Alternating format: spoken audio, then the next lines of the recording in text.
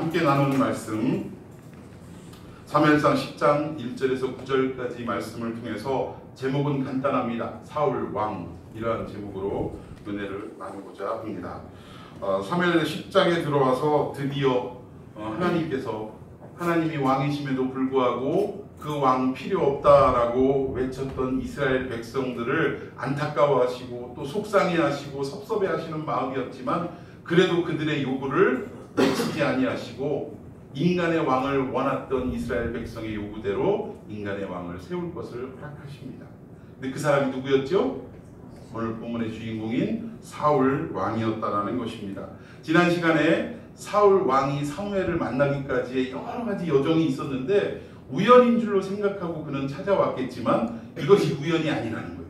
멀쩡히 집에 있던 암나기들이 왜 집을 나갔겠느냐 하는 것이고 또 여기저기를 찾아 헤매이던 사울과 사환이 어쩌다가 사무엘이 살고 있는 그 지역까지 찾아오게 되었던가. 그리고 마침내 사무엘을 만났는데 알고 보니까 사무엘에게 하나님께서 전날 밤에 미리 사울이라는 청년이 오실 것을 다 말씀해 두셨다라는 거예요.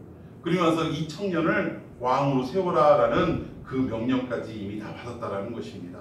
그리고 사무엘은 본인이 현재 지금 이스라엘을 통치하는 최고 지도자였음에도 불구하고 하나님의 명령 앞에 어떻게 했다고요? 그 젊은 사울을 왕을 세우기도 전부터 이미 왕 대접을 하기 시작했다는 것입니다. 쉬운 일이 결코 아니었음에도 불구하고 사무엘이 이 일을 순종하고 감당할 수 있었던 이유는 뭐냐? 모든 것이 하나님에게서로 나오니 하나님의 말씀이라면 말씀하시는 대로 그려 순종하는 삶을 살아왔기 때문에 이것도 가능했다라고 말씀을 드렸습니다.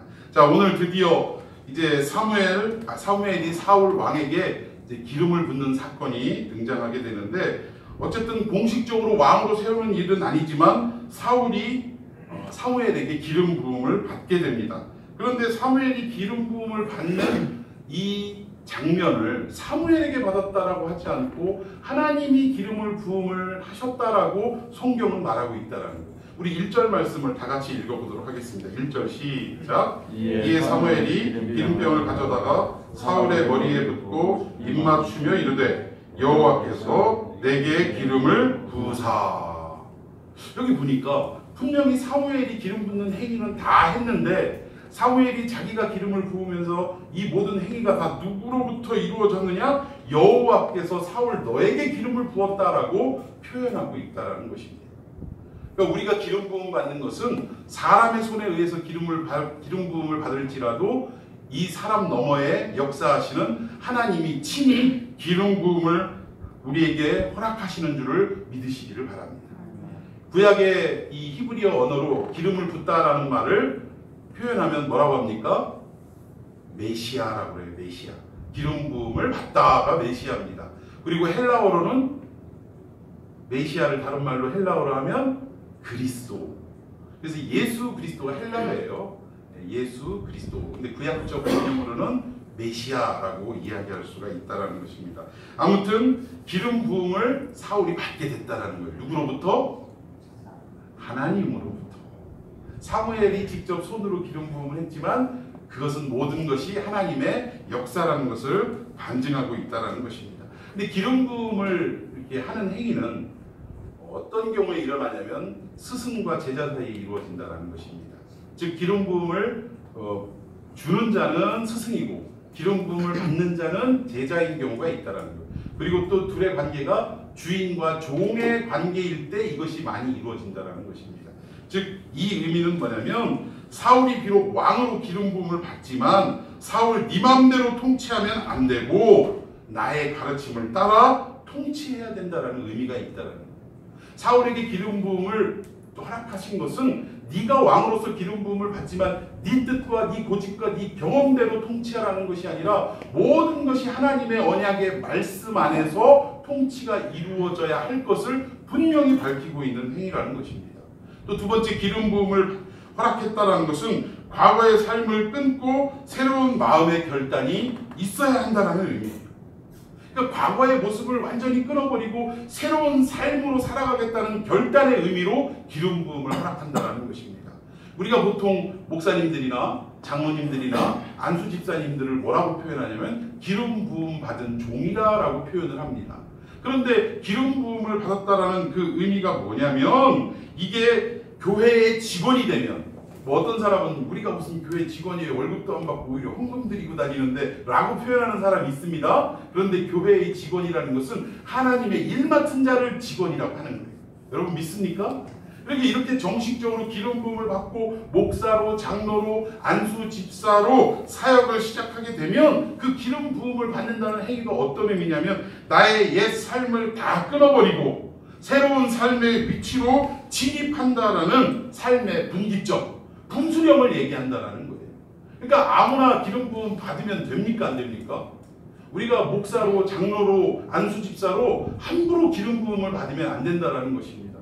적어도 기름 부음을 받는 자의 입장에서는 이제 과거 예수 그리스도를 알기 전 또는 예수 그리스도를 알았다 할지라도 죄 가운데 살아갔던 나의 옛 습성과 옛 모습들을 다 어디다 묻어버리고 십자가 아래에 묻어버리고 나는 죽고 이제는 예수로 새롭게 태어나고 새롭게 살아나서 어떻게 하겠다라는 거예요.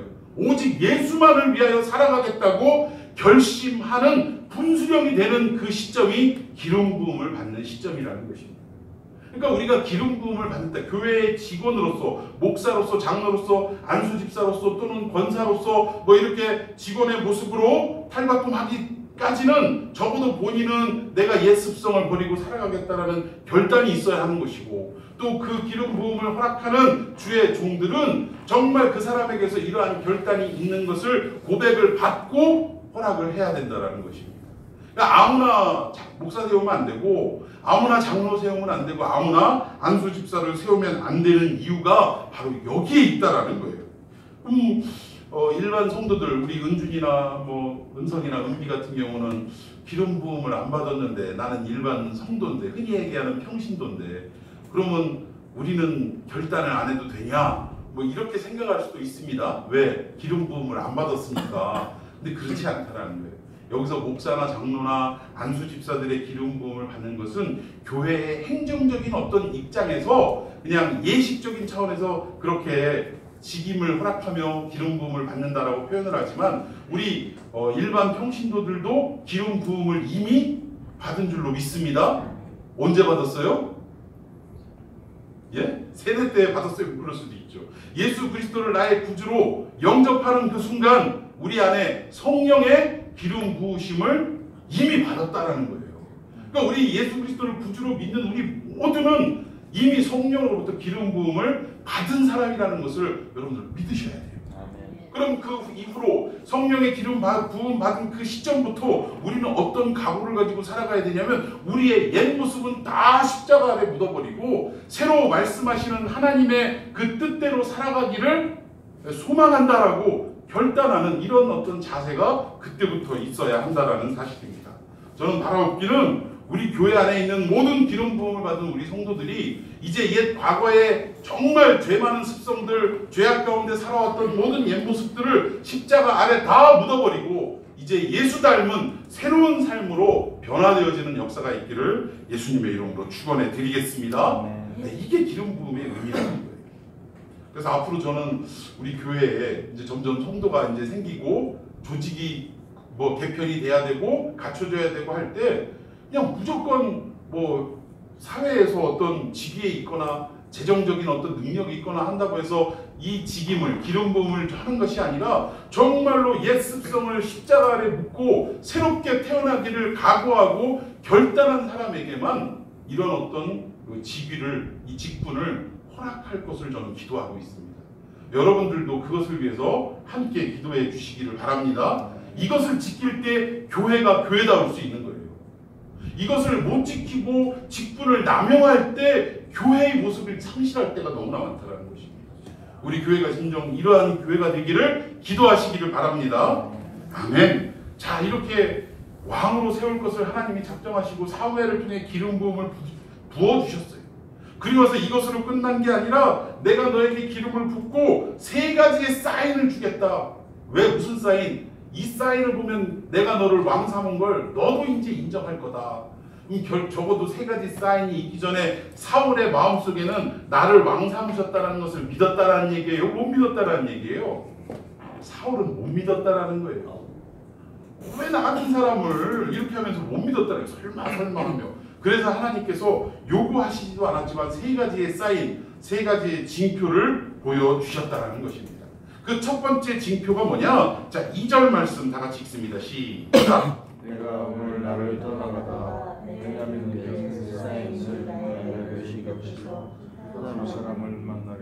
그들이 내게 이르기를 내가 찾으러 갔다 암나기들을 찾으기라. 내 아버지가 암나기들을 영원하나 너희를 말미암아 내 아들을 위하여 어찌하여 할 것이오. 아멘. 자, 여기 보니까 첫 번째 징표가 뭐냐면 베냐민 경계의 셀사라는 지역, 그 지역에는 뭐가 있었냐면 라헬의 묘실이 있었다라는 거예요.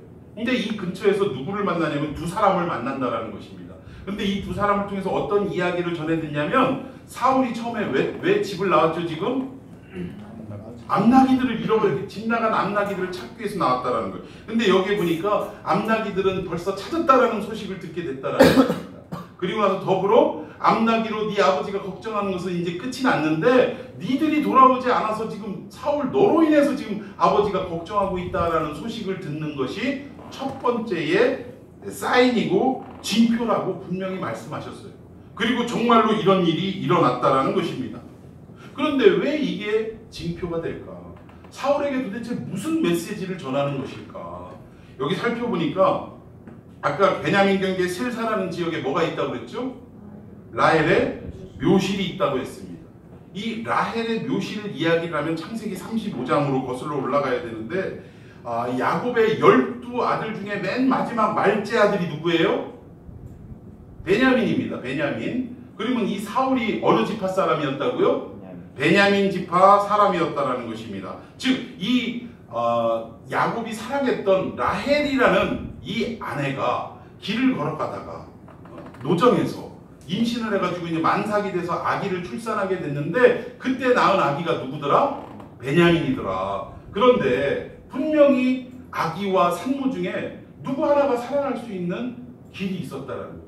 그러니까 이런 겁니다. 엄마를 살리자니 아기가 죽고 아기를 살리자니 엄마가 죽을 상황에 처해 있다라는 거예요. 그런데 이 라헬은 누구를 살리기를 택했어요? 아기를 살리기를 택했다라는 거예요. 그리고 나서 이 노정에서 아기를 낳고 난산 끝에 그의 어머니는 목숨을 잃어버리게 됐다라는 거예요. 여기에서 사망하게 됐다라는 것입니다. 그런데 이 베냐민은 태어날 때부터 어머니의 갚을 수 없는 은혜를 입고 태어난 아들이 베냐민이었다. 그러면 평생을 아까 낯설게도 얘기했죠. 그 영국의 총리 그 조지 총리도 어머니가 자기를 살리기 위해 눈길을 걸어가다가 어머니는 입고 있는 옷 하나하나를 다 벗어가지고 나중에 알몸이 되기까지 벗어서 아이를 감싸고 아이를 살리고 본인이 죽었다고. 그래가지고 이 총리는 그 어머니를 생각하고 위기 때마다 어머니를 생각해서 극복하고 결국 영국의 총리까지 이르게 됐다라고 말씀을 드렸는데, 그러면 태어날 때부터 어머니의 은혜와 심지어 그를 묵인한 아버지의 은혜를 입고 태어난 아들이라면 그럼 그의 인생이 어떻게 해야 돼요? 아까 그 총리처럼 위기 때마다 어머니를 생각하고 나를 살리기 위해 어머니가 희생했다는 것을 생각하고 의의 길로 살아갈 수밖에 없었던 인생이 베냐민 인생이었어야 된다는 거예요.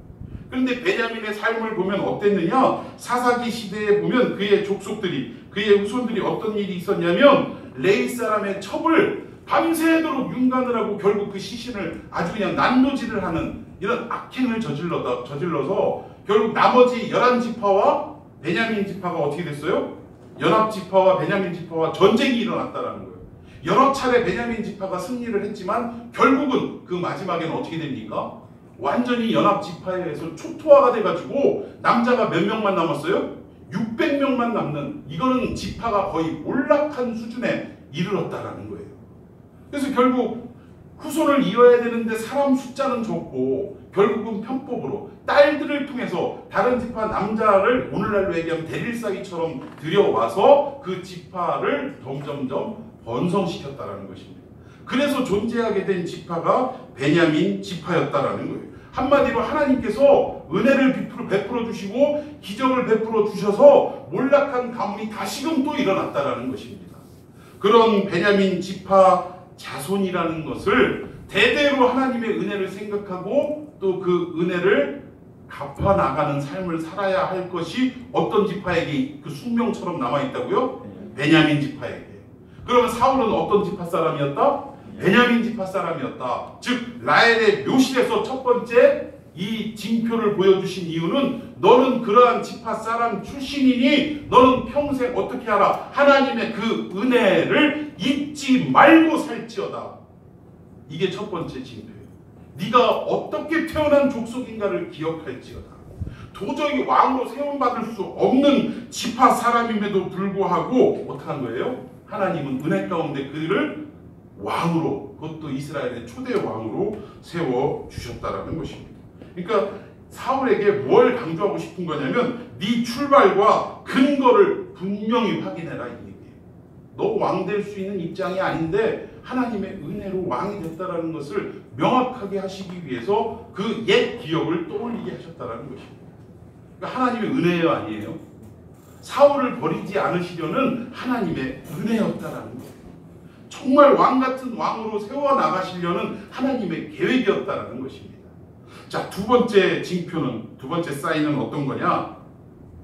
자, 우리 3절, 4절 말씀 두 절을 한번 읽도록 합니다. 시작. 내가 거기서 더 나아가서 다볼 상수리 나무에 이르면 거기서 하나님을 배우려고 베델로 올라가는 세 사람을 만나리니 한 사람은 염소 새끼 셋을 이끌었고 한 사람은 떡 세 덩이를 가졌고 한 사람은 포도주 한 가죽 부대를 가진 자라. 그들이 내게 문안하고 떡 두 덩이를 주겠고 너는 그의 손에서 받으리라. 아멘. 자, 여기 보면 베델로 올라가는 세 사람을 만나게 됩니다. 여기 베델로 올라가는 이 세 사람, 당시 이 베델은 어떤 의미냐면 하나님의 집이라는 의미예요. 야곱이 나그네의 삶을 살아가다가 첫 번째로 하나님이 직접 찾아오셔서 야곱의 인생에 개입하시고 당신이 진정 아브라함의 하나님이고 그의 아버지 이삭의 하나님이셨음을 천명하셨던 사건이 바로 이 베델에서 이루어졌다는 거예요. 그리고 나서 그 하나님이 계시는구나라는 것을 명확하게 알고 하나님 나를 끝까지 도와주시면 하나님은 나의 하나님이 될 것이다 라고 잠에서 깨어서 베개 삼아서 잤던 그 돌을 단으로 세워가지고 거기에서 제사를 드리고 하나님의 집이다라고 그렇게 명명을 했다라는 것입니다. 누가? 야곱이 그렇게 했다라는 거예요. 그래서 이 야곱이 그 하나님을 만났던 이 자리는 정말 이스라엘 백성들에게 있어서 예배의 처소, 하나님 앞에 희생제를 드리는 거룩한 장소로 대신되었다라는, 그렇게 사용되어졌다라는 것입니다. 그리고 오늘 베델로 올라가는 이 세 사람도 희생제를 드리기 위해 올라가는 사람임에 틀림이 없다라는 것이 어디서 볼 수 있냐면 이들이 가지고 가는 재물을 보면 알 수 있다라는 거예요. 자, 이들이 가지고 간 재물이 뭐였습니까? 염소 새끼 3마리, 그리고 떡 3덩이, 한 사람은 포도주 한 가죽 부대. 제사를 드릴 때 필요했던 것들을 지금 짊어지고 올라갔다라는 거예요. 그런데 이들이 가지고 갔던 이 떡 중에서, 이 떡은 일반 사람들이 식량으로 먹는 떡이라기보다는 제사 드릴 때 항상 그 성소 안에다가 진설을 했던 진설병이라는, 이 진설병은 누가 먹을 수 있어요? 제사장과 그 나라의 통치자 왕만 먹을 수 있다는 거예요. 왕과 제사장만 먹을 수 있는 게 이 진설병이라는 것입니다. 그런데 이 진설병을 지금 누구에게 줬다라는 거예요? 아직 공식적으로 왕의 자리에 오르기 전인 사울에게 이 진설병 떡 2덩어리를 주었다라는 거예요. 즉 이것은 뭐예요? 아직은 공식적인 왕은 아니지만 하나님께서 너를 왕으로 인정하셨다라는 이 징표라는 것입니다. 그래서 이 나중에 다윗도 그 쫓겨다니는 삶을 살다가 그 제사장의 집에 들어가서 진설병을 먹은 일이 있어요. 근데 이게 나중에 사울이 시비를 겁니다. 네가 왜 그 진설병을 먹었냐? 이 얘기는 뭐예요? 네가 제사장이야? 네가 왕이야? 너 무슨 자격으로 그 떡을 먹었어? 하고 좀 따지고 들었다라는 거예요. 그런데 그때 이미 진설병을 다윗에게 허락하셨다라는 것은 뭐예요? 사울이 그 당시에 왕이었지만 이미 사울을 왕 삼은 것을 후회하시고 다음 사울의 실패에 이어서 하나님이 메시아의 왕국을 이어나가게 할 다윗을 왕으로 삼은 것을 천명하는 사건이라는 것입니다. 이 떡이 그렇다라는 거예요. 두 번째, 사울도 아직 공식적으로 왕으로 인정한 것은 아니지만, 왕으로 등극한 것은 아니지만 너를 왕으로 삼으셨다라는 그 하나님의 인정하심이 이 떡을 두 덩어리를 나누어주는 사건을 통해서 우리가 알 수 있다라는 것입니다. 자, 세 번째, 사울을 왕 삼은 징표가 무엇이냐?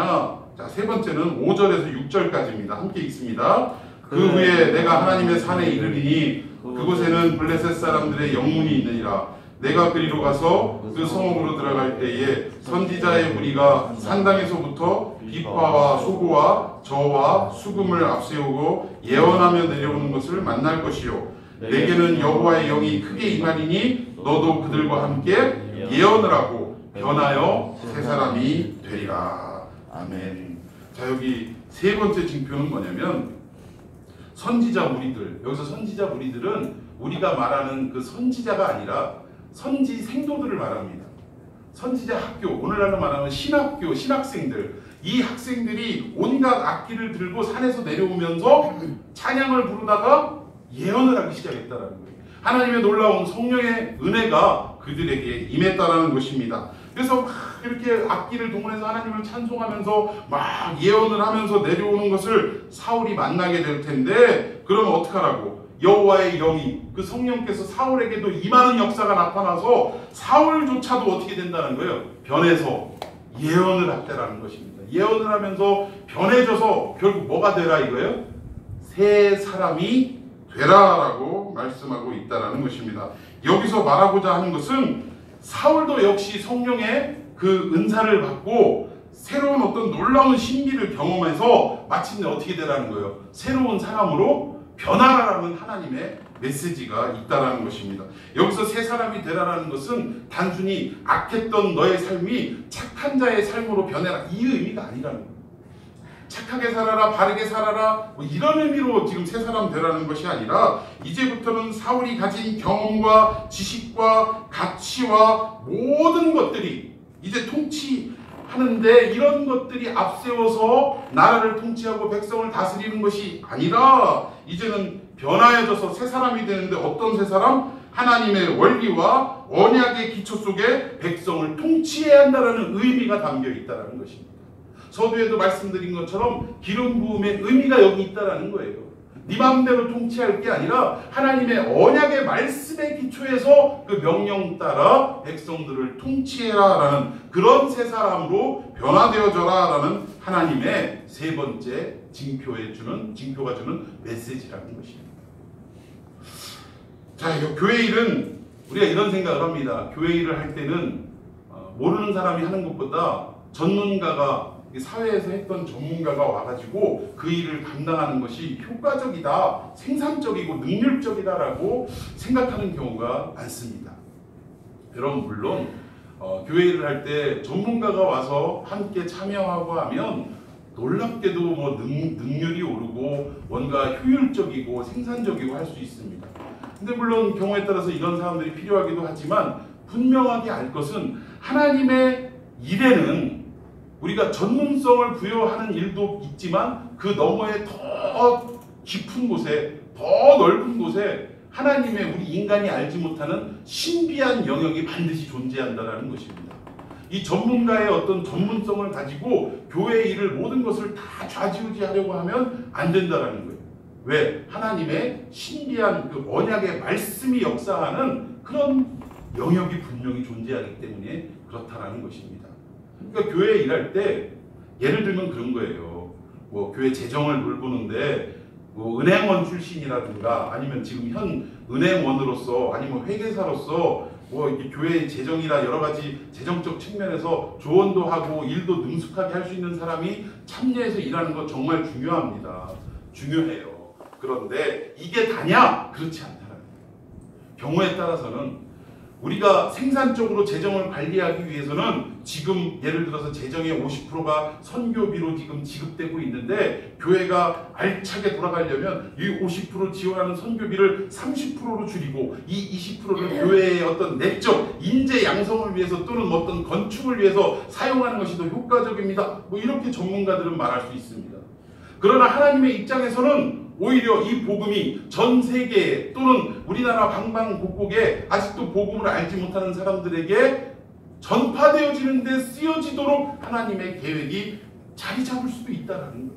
그러니까 우리가 이해하지 못하는 신비한 영역이 교회 안에서 반드시 존재하기 때문에 우리는 우리의 경험과 우리의 어떤 여러 가지의 지식과 이런 것들이 앞서 나가야 되는 것이 아니라 하나님의 말씀이 앞서 나가고 그리고 우리는 그 말씀에 순종하는 삶을 살아야 한다는 것입니다.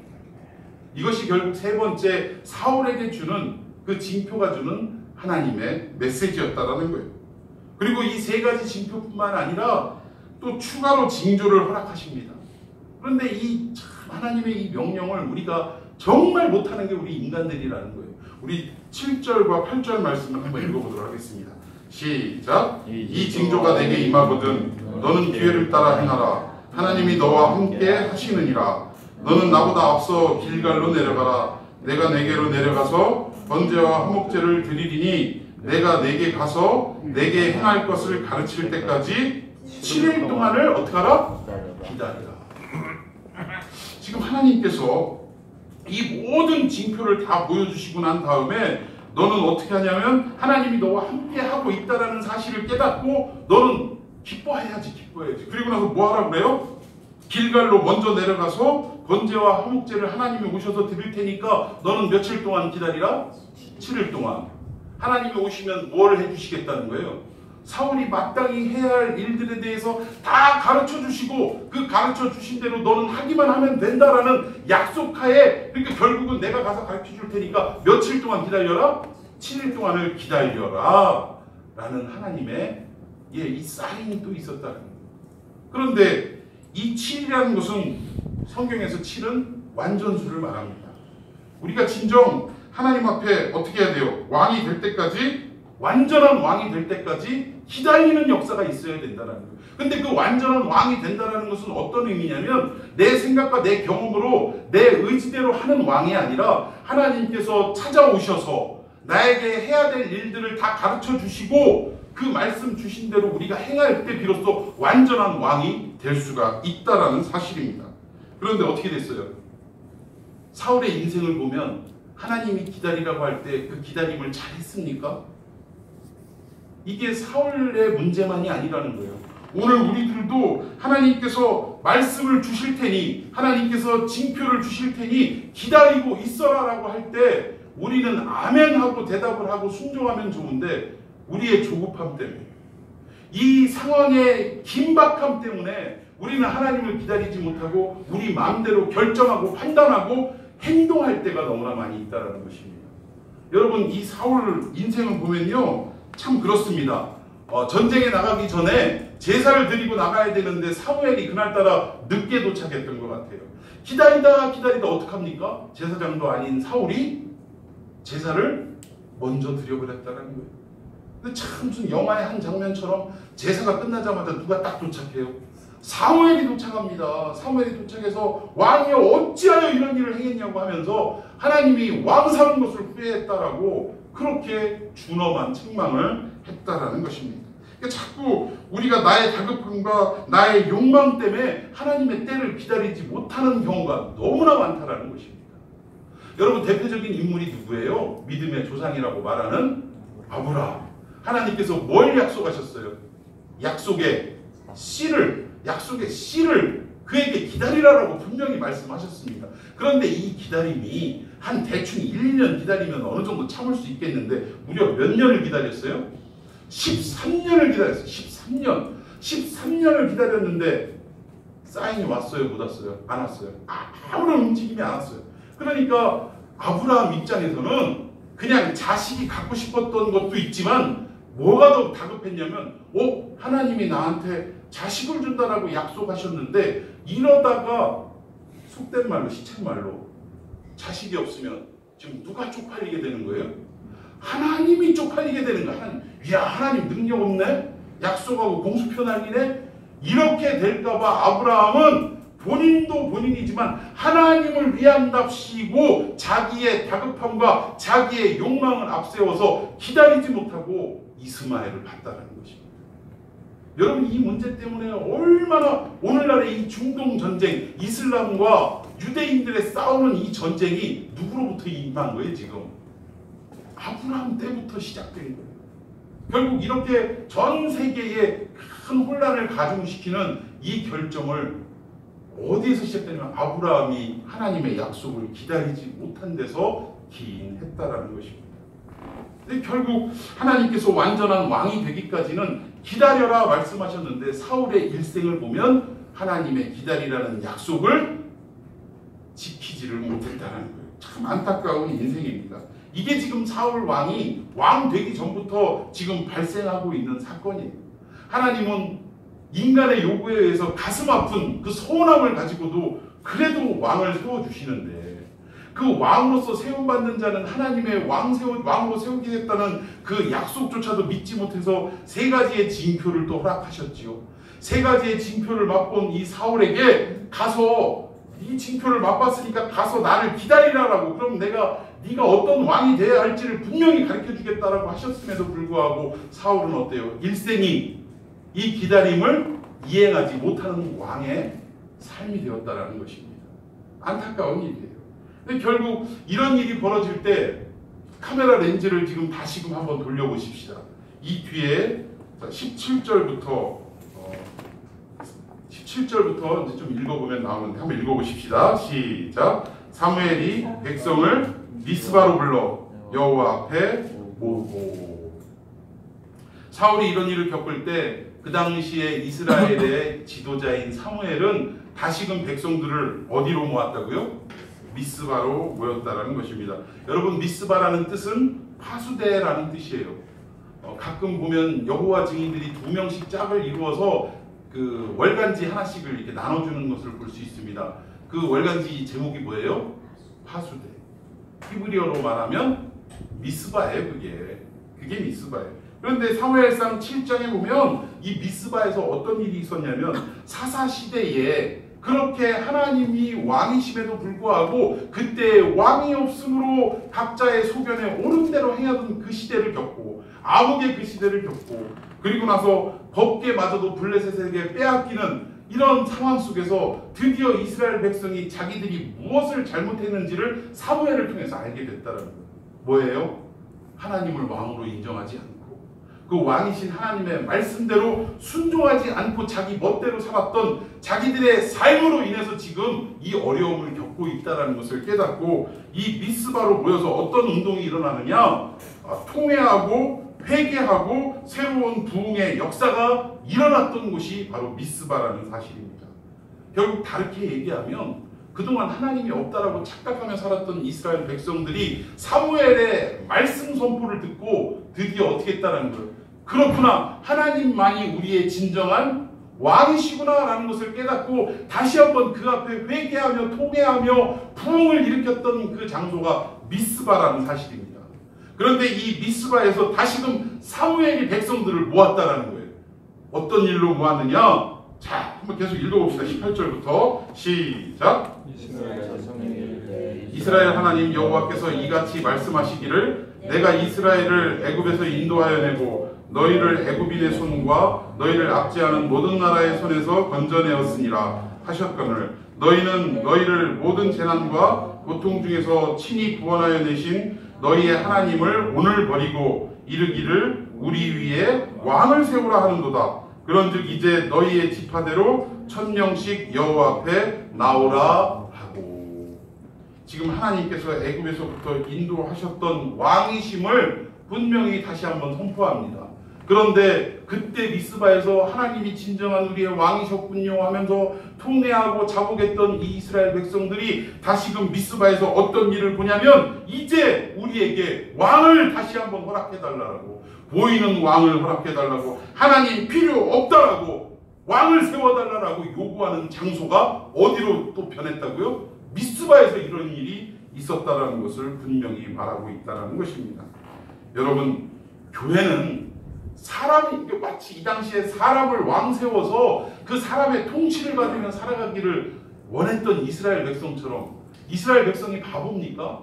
하나님이 왕이실 때와 이웃 나라를 보니까 사람이 왕인 나라와 비교해 보니까 어떤 나라가 더 멋있어 보이는 거예요? 어떤 나라가? 사람이 왕인 나라. 왜? 그 왕의 절대 권력을 가지고 차렷, 열중셔, 앞으로 가 하면 정렬 딱 맞춰서 앞으로 가죠. 전쟁이 벌어지면 1년 앞으로 하면 그냥 일사천리로 탁탁탁탁 움직이고, 모든 것들이 왕의 명령 하나에 그렇게 움직이는 것을 볼 때 자기들은 비춰보니까 뭐 같아요? 오합지졸인 거야. 그러니까 우리도 좀 저 왕의 통치를 좀 받았으면 좋겠다. 강력한 왕이 나타나서 우리를 좀 다스려줬으면 좋겠다라는 착각 속의 왕을 지금 요구하고 있다는 것입니다. 그것도 어디에서?